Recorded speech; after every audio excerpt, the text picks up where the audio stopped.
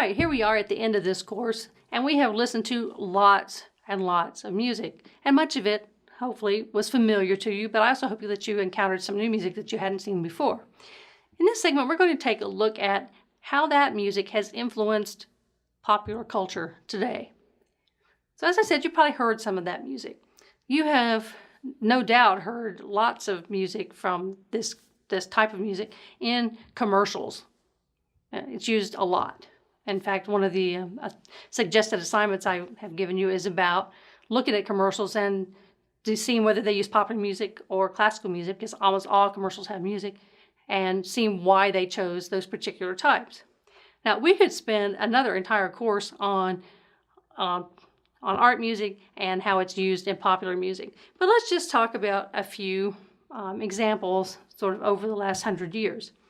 In the early part of the 20th century, when they started doing movies, now even before they had sound, you would go to the movies, they had the movie showing, there would be usually an organist, theaters had organs back then, who would play music to go along with whatever action was happening on the screen. And they would undoubtedly choose music that they already knew how to play. They're not making it up as they go, as a rule. So they were choosing music largely from the Romantic period, because it's very emotional and it can change quickly, and you could make it work with the kinds of action that are going on the screen. Once we started having movies with talking, then music takes on a different role, and it's a role that it still has. It becomes background music. So you hear supporting music, like incidental music, but for films.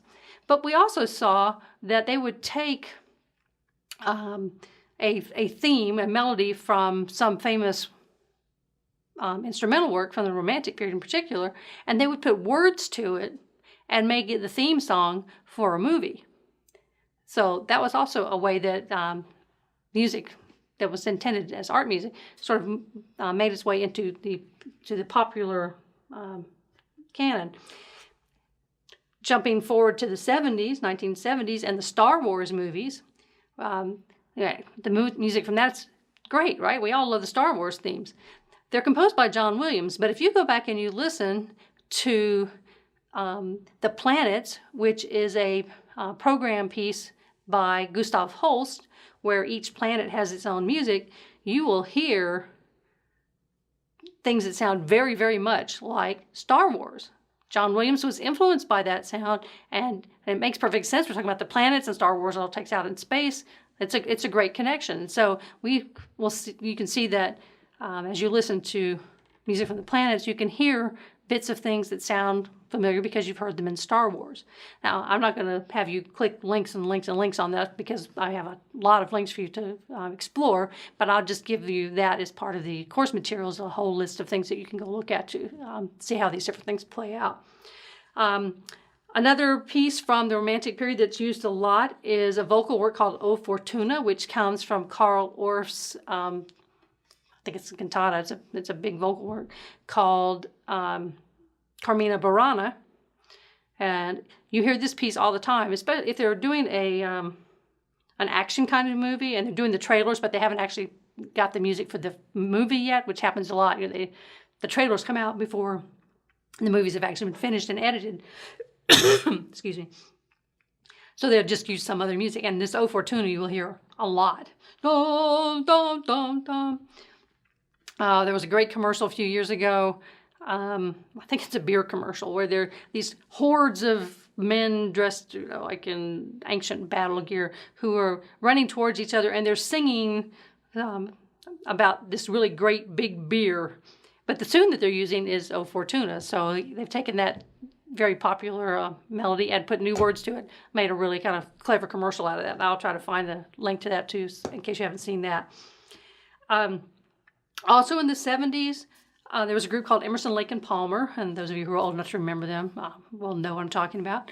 They really specialized in making rock music that drew from the art music world. So they have like whole albums full of music where they have taken classic works and reinvented them for modern electronic instruments, and synthesizers were relatively new then, so they used those. One of their best known works from that kind of approach is Fanfare for the Common Man, and we just talked about Aaron Copland and that work not long ago, so that would be one that should be kind of fresh in your mind. Remember, the original is only about 3 minutes long. Emerson, Lake and Palmer makes it about 10 because they just really kind of go riffing off on that. If you are really interested in the classical music and the movies, I'm going to give you a link to a page that has pages and pages and pages of movies and the classical music that was used in them. So if that's something that sort of intrigues you, I'm going to give you a nice resource for that. Still sort of in the 70s, early 80s, Barry Manilow took a Chopin piano prelude and made Could It Be Magic from it. So the video that I have of that, he actually plays the original, and then he plays his version of it where he's added words, and he still kept Chopin's original prelude. Billy Joel took a Beethoven piano piece. It's from the Sonata Number 8, the Pathétique, which most people will at least recognize.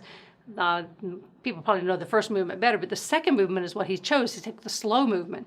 This is really clever. Billy Joel is awesome anyway, and he's actually done some composing now that's art music, and he's doing things like that. Paul McCartney has written an oratorio, I think. So these composers that are what we think of as being popular artists, a lot of them are branching out and doing things that we would consider to be art music. But Billy Joel takes this very beautiful Beethoven piano sonata movement and puts a kind of a doo-wop feeling to it in his song This Night. So he's got the verse that's his melody, but when he gets to the chorus, he uses Beethoven's melody. So take a look at that, and I think you'll find that interesting. We have a whole slew of pieces based on Beethoven's Fifth Symphony. Everything from Chuck Berry's Roll Over Beethoven, and I have a really cool video of him talking about Beethoven and what a composer he was, and his audience was obviously not. They were there to hear Chuck Berry, and then here's Chuck Berry talking about Beethoven. That was probably a bit of a shock to them. So we have that.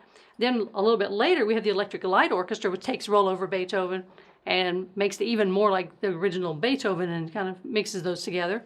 And then we had, with Saturday Night Fever, the movie, used a fifth of Beethoven as a disco kind of thing. And now there's a hip-hop version of that. So Beethoven's Fifth kind of gets recycled and recycled and recycled. It's a very popular piece to use that way. Some things that you might not know quite as well. In the 70s, there was a singer named Eric Carmen who did this really wonderful ballad called All By Myself. And in that, he takes a piano concerto by Rachmaninoff, a Russian composer from the late 19th century, second movement of that, and uses that as the theme for his modern ballad. So is this something that sort of stops in the 70s? No. In the late 80s, early 90s, I think, the group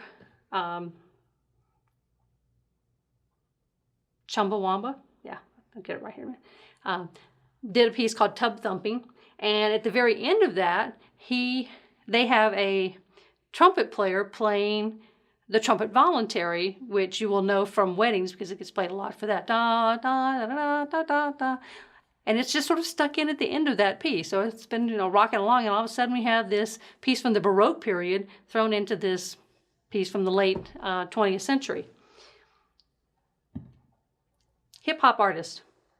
It's becoming really cool now to use classical music to do mashups or remixes. So I've given you a couple of examples there. One's by Coolio, where he takes Pachelbel's Canon in D, another classic wedding tune, and uses that as the basis for one of his pieces. And then something that you've heard recently, we heard the Symphonie Fantastique, the Dance of the Witches' Sabbath movement. Jules Santana uses that in a piece called The Second Coming, and it's sort of mixed all throughout. So this is not something that ended even in the 20th century. Even today, popular artists are going back and taking great works of classical music and reinterpreting them and introducing them to an entirely new audience. And maybe some of them will even go, hey, I want to go see what that original was about.